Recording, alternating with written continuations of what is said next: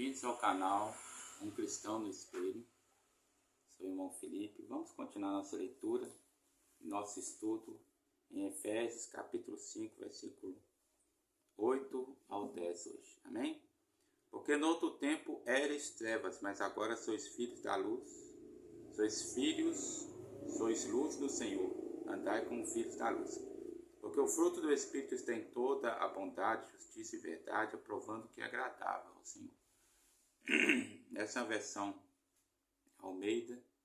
Eu não tenho em mente qualquer versão, porque a parte principal onde fala a versão no início da Bíblia, minha pequenininha, mexeu e acabou destacando e perdeu. Mas é a Almeida, né? Então não sei dizer para você qual versão, se é a revista, atualizada, corrigida, fiel, né? Mas é uma versão Almeida. E essa versão, ela traz a seguinte interpretação. Ela diz assim, no versículo 9, porque o fruto do Espírito. Esse aqui é o meu filhotinho, Samuel. O fruto do Espírito. Mas na versão que eu estou com a NVI aqui, e a NVI vai dizer, no versículo 9, diferente. Ela vai dizer, pois o fruto da luz. Outra observação. Aqui vai estar entre parênteses, versículo 9. Então traz a ideia de que ele traz a ideia de que ele faz ele começa a falar sobre um assunto e ele dá uma pausa para poder dar um destaque a respeito da questão daquilo que a luz manifesta, ou daquilo que é manifestado pela luz, ou qual é o fruto da luz. Então, depois que ele faz essa pausa, ele continua a ideia que ele estava dizendo no versículo 8. Então ele diz, a ideia ficaria assim, se não tivesse essa pausa. Andai como filhos da luz, aprovando o que é agradável ao Senhor. Isso aqui então nos remete ao versículo 1, né? Como assim? Os filhos, aqui o versículo 1 diz, ser depois imitadores de Deus como filhos amados. Os filhos amados querem fazer aquilo que agrada ao Pai. Eles procuram aprovar, né? Assinar embaixo, dar seu selo de aprovação naquilo que eles sabem que vai ser do agrado do Pai, né? Que o Pai vai gostar. Então os filhos da luz procuram fazer isso. Eles procuram fazer aquilo que agrada ao Senhor Deus, né? Sendo imitadores. Eles não só aprovam de forma intelectual, mas eles procuram fazer aquilo também. Procuram andar, então, também naquele caminho. Andar em quê? Andar naquilo que é agradável ao Senhor. E o que é agradável ao Senhor? O parêntese que foi aberto, que é o versículo 9, vai dizer aquilo que é agradável ao Senhor. Aquilo que é fruto, ou seja, aquilo que nasce da luz, do viver na luz. E o que é viver na luz? É viver com um caminhar irrepreensível, com um caminhar justo, com um caminhar benigno, uma obra que não é, que ao ser manifesta, ao ser revelada, ela não é uma obra reprovável. Quando a gente vai ler lá em João, capítulo 3, versículo 19, falando de novo, que é o ano que passou aqui, João 3, versículo 19, a gente vai ver o seguinte, lá diz, a condenação é esta, que a luz veio ao mundo, mas os homens amaram mais as trevas do que a luz. E continua dizendo, né, que quem faz mal não gosta da luz, porque a luz manifesta suas obras que são más. Ele vai vir para a luz para quê? Né?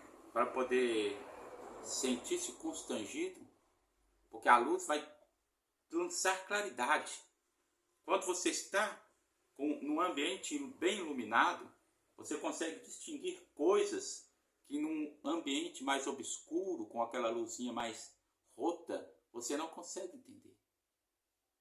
Olha, num ambiente mais roto, com aquela luzinha fraca, algo se esconde no canto.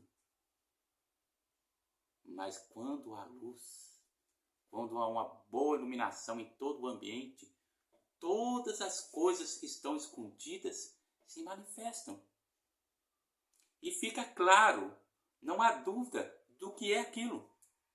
Então, se não há dúvida, então se lança luz sobre algo que é mal, fica evidente que aquele algo é mal.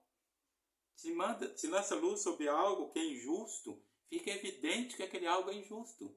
Fica claro aos olhos de todos. Por isso as pessoas que fazem aquilo que é desagradável a Deus, aquilo que é mal, elas procuram viver na obscuridade, procuram ocultar as suas obras, procura fazer aquilo debaixo dos panos,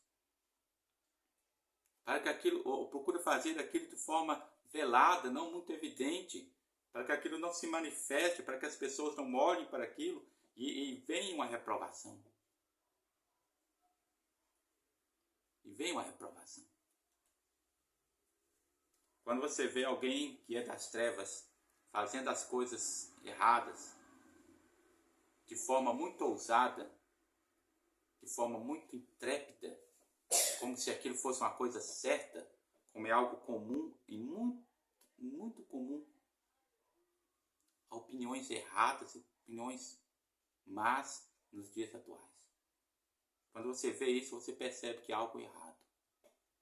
Você percebe que está faltando luz naquele lugar.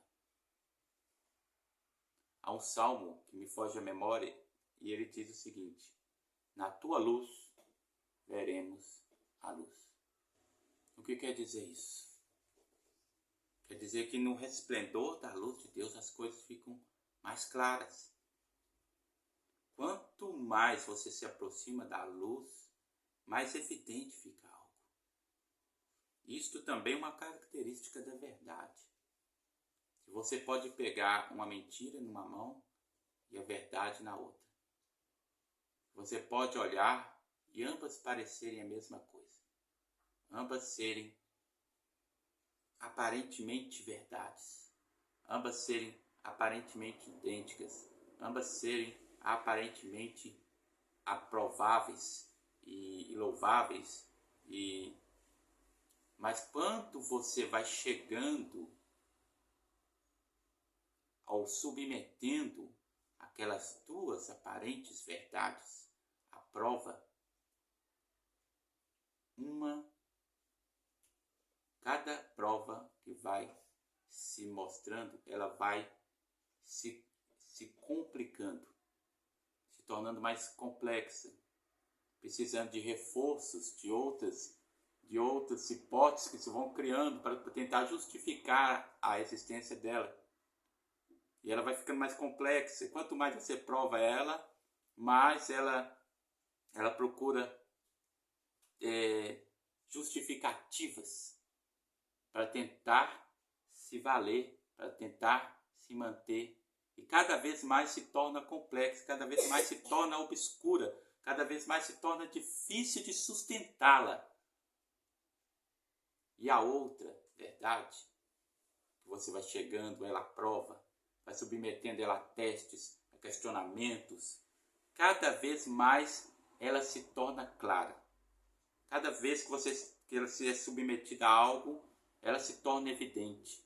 Cada vez mais você submete ela a algo, ela se torna mais lúcida, mais evidente que é aquilo mesmo. Quando uma começa a se complicar, começa a se tornar complexa, obscura, a outra começa a se tornar mais simples, mais evidente, mais clara. É isso que acontece com a verdade e com a mentira. O que é a mentira? A mentira é algo que procura passar-se por verdade aos olhos da pessoa simples. E porque ela procura passar-se pela verdade, então ela procura chamar mais atenção, ela procura ser mais evidente, ela procura ser mais clara, mas a verdade, ela se torna mais complexa, ela se torna mais obscura. A verdade, ela é simples e muito clara. Pode provar a verdade, pode submetê-la, pode questioná-la, pode duvidar dela, que quanto mais fogo você chega nela, mais limpa e clara e brilhante se torna essa verdade. Ok? Continuando, né? Então, versículo 9. Mas por que que em uma versão vai dizer filhos da luz, vai dizer fruto da luz e fruto do Espírito? Na verdade, porque Deus é luz, né? É claro, lógico, né? E aqui na nota de rodapé da NVI vai também sustentar a versão da Almeida, vai dizer aqui: alguns manuscritos dizem o fruto do Espírito, porque na verdade, bondade, justiça e verdade é fruto do Espírito Santo. É algo que não vem, não brota do coração do homem. A palavra de Deus vai dizer que o homem é mau. Que o que brota do coração do homem são coisas que contaminam o homem e não coisas que purificam, que santificam o homem. O que traz pureza ao homem vem do Espírito Santo. O que traz pureza para nós, que santifica, que deixa a nossa vida mais clara, mais evidente, que torna-nos, que prova em nós que somos filhos da luz. Porque quando a gente vem aqui para a versão NVI, que aí traz um significado um pouco, traz uma ideia também um pouco diferente, né? Vai falar o fruto da luz, vai casar ou vai combinar com o versículo 8. Andai como filhos da luz, porque o fruto da luz, ou seja, você andando como filho da luz, o que o fruto, o que a luz produz? A luz, ela produz e manifesta bondade, justiça e verdade. Então, o que um filho da luz, que como diz o versículo 1, imitador de Deus, né? Imitador da luz, o que um filho da luz vai amar, vai aprovar e vai manifestar na sua vida? Bondade, justiça e verdade. Amém? Glória a Deus.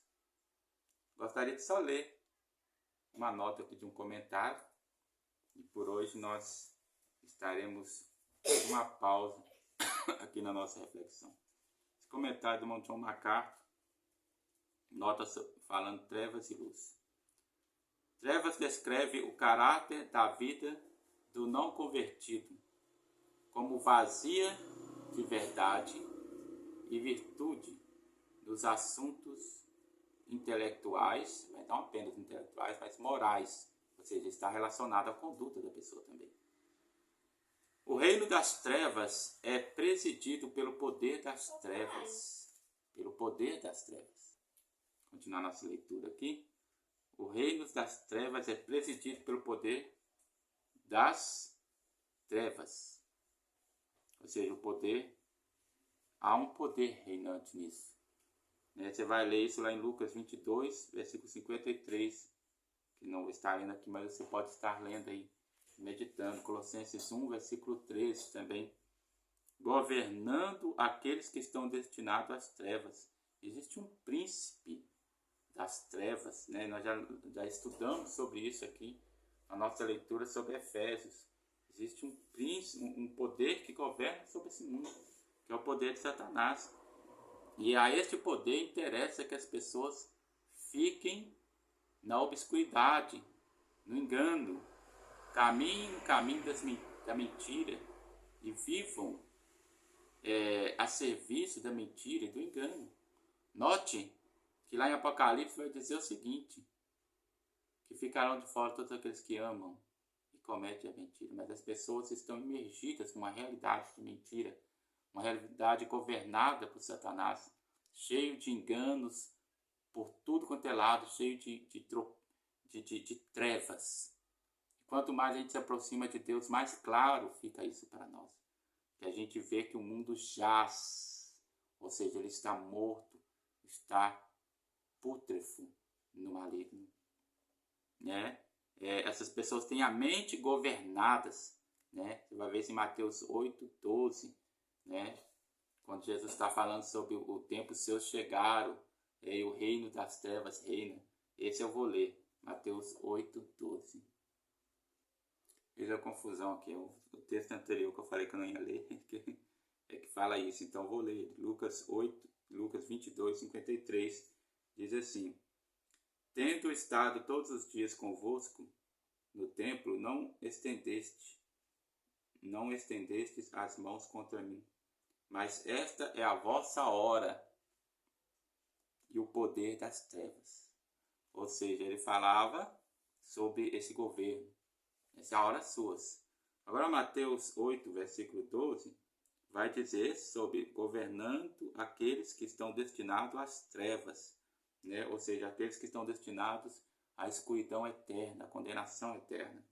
E os filhos do reino serão lançados nas trevas exteriores, ali haverá, por que exteriores? Exteriores ao reino, né? Ali haverá pranto e ranger de dentes, exteriores à Nova Jerusalém. Eles não entrarão na cidade santa. De forma trágica, os pecadores amam as trevas. João 3:19-21, que nós já citamos aqui, sem ler, né? É porque os homens amaram mais as trevas do que a luz, né? E eles amaram mais as trevas. Lá em Apocalipse fala que todo aquele que ama a mentira, né, que ama viver nas trevas, será condenado. Não só que pratica, mas que ama e pratica mentira, né? E aqui em João 3:19 fala que os homens amaram mais as trevas. Que coisa trágica, as trevas, eles serão lançados nas trevas eternas, porque eles amam viver nas trevas morais, nas trevas espirituais. Então aquilo que eles amam será o galardão deles. Note que coisa triste. Você quer ter um galardão deste? A Bíblia promete para os santos que é a coroa da vida, um reino que nos está preparado, uma cidade santa, a Nova Jerusalém, né? Mas o que está preparado para para aqueles que não querem buscar a Deus, que não querem servir a Deus, são as trevas. São as trevas. A gente vai ver isso lá em Mateus, lá no sermão profético,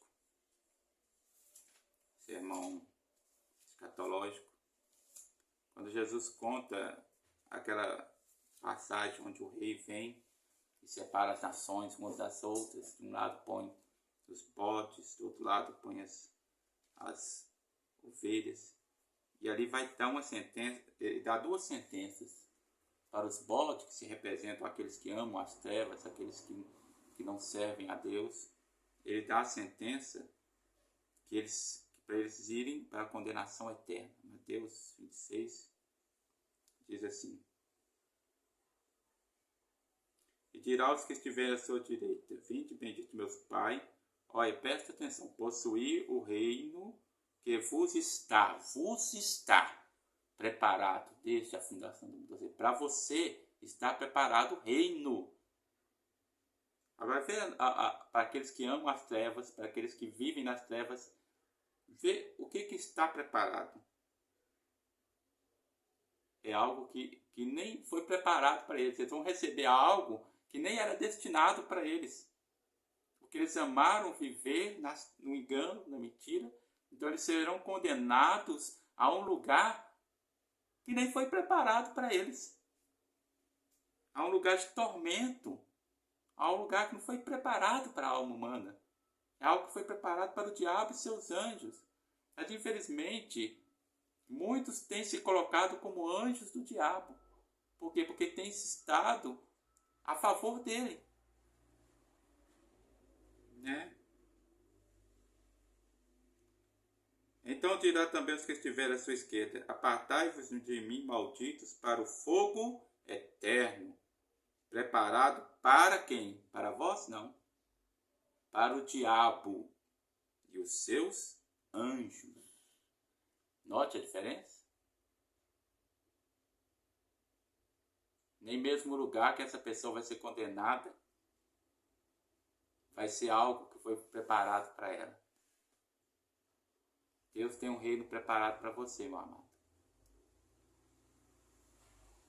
Ande como filho da luz. Aprove aquilo que é bom. Para que você não ganhe como herança, como galardão, aquilo que nem está preparado para você, que são as trevas eternas, o fogo eterno, tormento eterno do juízo, né, final, chamado lago de fogo, que não foi preparado para nós. A Bíblia deixa bem claro, foi preparado para o diabo e seus anjos. Mas se você se coloca como um anjo do diabo, então você vai receber a recompensa que está destinada a este anjo, né, a esse filho, né, do inimigo. Irmãos, vamos dar uma pausa aqui, depois continuaremos a partir do versículo 11. Fique com Deus, curta, compartilhe, ore por nós, amém? E divulgue esse vídeo. A paz do Senhor.